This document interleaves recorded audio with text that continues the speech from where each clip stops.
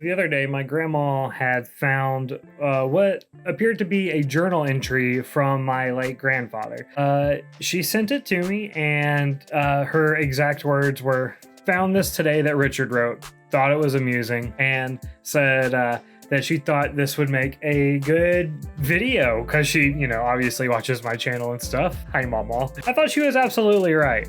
So it is about my grandfather's encounter with a UFO, and it may not go the direction you're expecting. Let's just jump right into it, shall we? So this was the handwritten journal entry that my grandfather wrote about this encounter. Here we go. As a young airman, second class, fresh out of basic training, I was monitoring the teletype machine at my first permanent duty station in Bedford, Virginia in 1962, when a message came across the teletype that a UFO was confirmed coming down the Pacific coast from out of Alaska. Now, by UFO, I'm not suggesting that it was an alien life source, but simply an aircraft that we knew nothing about. The Air Force scrambled fighter interceptors to ID this UFO. As the Air Force fighters closed on the UFO, it reached speeds that the Air Force fighters could not achieve. Our fastest jets were stationed downrange at a base in California. They were dispatched with orders to make radio contact and demand that they ID themselves. If the UFO maintained radio silence, it was to be shot down. The fear was that the UFO was a Soviet aircraft. When faced with the threat of being shot down, the pilot decided to ID himself. It was the US Navy's newest and fastest jet being test flown. This was a humorous but embarrassing situation for the Air Force, and an event that I'm sure that the Navy pilot got a kick out of.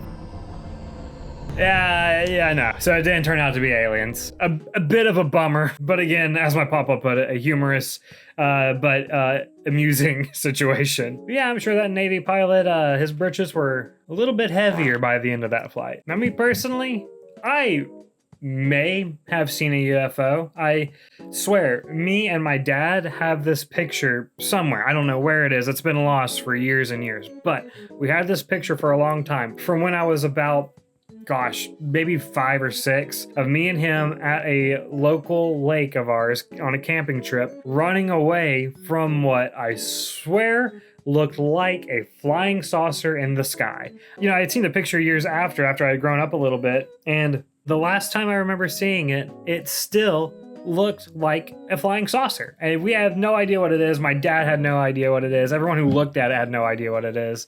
But alas, the picture has been lost to time. If it ever comes up again, I will definitely share it. But that's probably the biggest encounter I've had with the UFO. I have seen some weird lights in the sky before, but I mean, honestly, all of that can, I feel like, be explained. But the flying saucer in broad day, just out there, that one's a bit tougher to explain. And then, this isn't my account, but one time, my fiance was driving home from work, and she would work like an hour away and drive pretty much through the middle of nowhere to get there and come home, when she and her coworker who was driving behind her both saw a green light just fall diagonally from the sky. And it was a very, very bright neon green.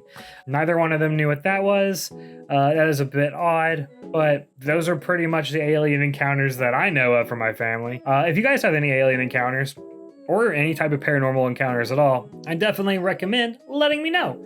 I might end up making a video about it, because I think these are really fun to do, and my personal experiences are very limited. If you haven't checked them out already, I have a couple videos talking about some ghost encounters I've had in the past, and then I kind of want to make a couple more videos from stories from other family members, some of which get pretty crazy.